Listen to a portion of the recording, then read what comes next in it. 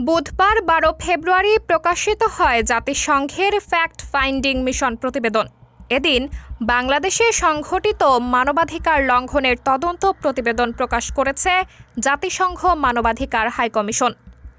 জুলাই-আগস্টে গণ-অভ্যুত্থানের জেরে প্রকাশিত প্রতিবেদনে বাংলাদেশ সরকারকে নানা ধরনের সুপারিশ করেছে মানবাধিকার হাইকমিশন।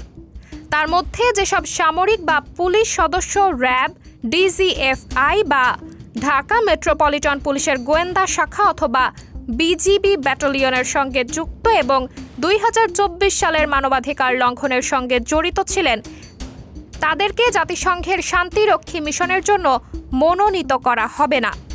জাতিসংঘের ফ্যাক্ট ফাইন্ডিং মিশনের প্রকাশিত প্রতিবেদনে এসব কথা বলা হয়েছে।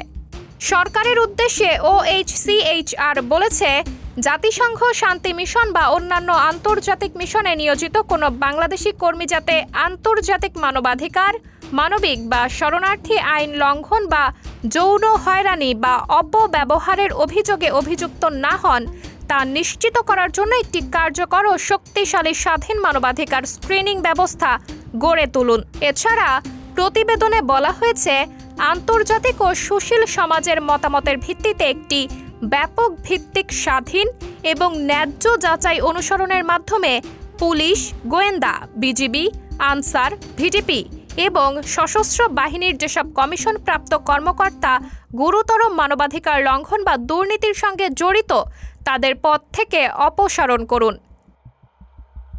একটি অধ্যাদেশ পাশ করার কথা জানিয়ে মানবাধিকারের হাই কমিশন বলছে, বিশেষ পরিস্থিতিতে সশস্ত্র বাহিনীর সদস্যদের শুধু সীমিত সময়ের জন্য অভ্যন্তরীণ নিরাপত্তার কাজে নিযুক্ত করা যেতে পারে।